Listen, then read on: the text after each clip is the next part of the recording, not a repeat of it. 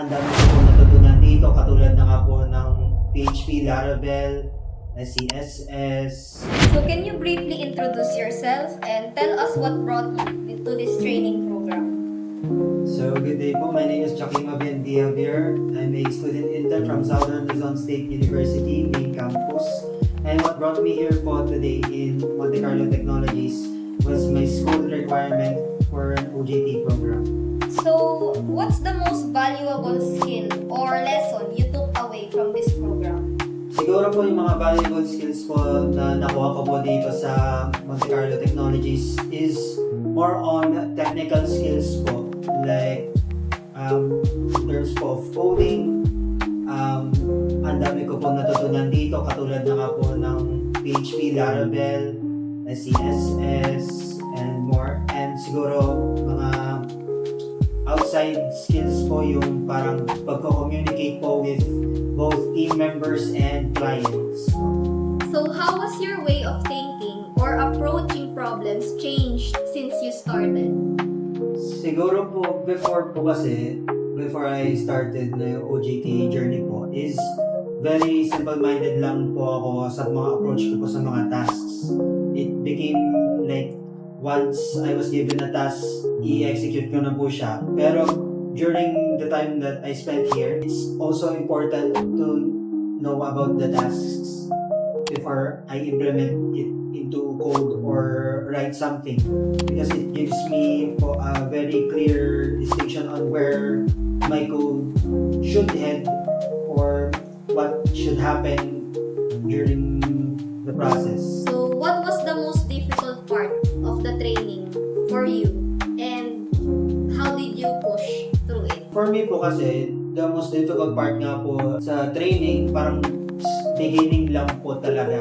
Like, for example po is yung first day ko po dito, talagang panibagong environment po sa akin, panibagong gawain po talaga. Kaya medyo naghingi po talaga din po ako kay na sir, nabigyan po ako ng parang medyo na clarity on how to do this specific task.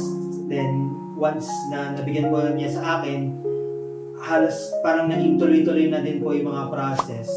So who, either a trainer, a mentor, or other trainees, made a significant impact on you and why? Una po talaga si Sir Richard kasi ang dami po niya na ituro sa akin from Laravel, artisan commands, git commands, much more. Tapos si Sir Zach po, bigyan po niya ako ng suggestions, code revisions, kung anong maganda po gawin para dito po. Then, yung isa ko pong fellow trainee na si Miss Eva na tumulong po sa akin sa pagtuturo po sa akin ng design using SCSS and pagtuturo po sa akin ng BEM method. So, can you give an example of something na natutunan mo dito na na-apply mo na sa real life mo or sa school? Siguro nga po ang ma-apply ko po dito after the training program is yung aking pong work ethic and mentality po na work is work. Kahit student pa lang po, parang i-apply ko na po yung parang work mentality na po na to keep working hard po. So, how do you feel more prepared now compared to the time that you first walked in sa Monte Carlo Technologies?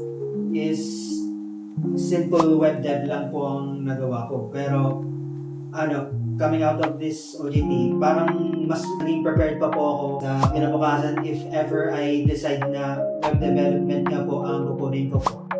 So, if you could go back to the first day that you went to Monte Carlo Technologies, knowing what you already know right now, what would you tell to your old self to the first day you came? Siguro po masasabi ko na lang po is be prepared, always take on tasks and enjoy the moment kasi talagang kahit sobrang ikli lang po ng oras ko po dito sa Monte Carlo Technologies, ang dami ko na po agad natutunan po dito. So, what would you say to someone who's also considering joining Monte Carlo Technologies Industry Standard Training Program? I would highly recommend po joining po Monte Carlo Technologies, whether you're intern, whether you're part-timing, or whether you want a full job. Talagang madami po kayong matutunan po dito. even if you're parang kung work from home or gusto niyo po mag-work po dito. Madami po in terms of tech stack and job mentalities po. So last question, in one word or one sentence, how would you describe your entire experience in this program? Actually, mahirap po yun. Gawa ng ang experience ko po dito is hindi lang po nasa-summarize in one word. If I would summarize it nga po sa isang word, I would say roller coaster. Because hindi niyo po talaga malalaman kung ano po yung matutunan niyo na lang po dito. Talagang very unexpected. Very unexpected po talaga siya. Thank you so much, Joaquin, for your time with Monte Carlo Technologies, and we hope you best in your future. Thank you so much.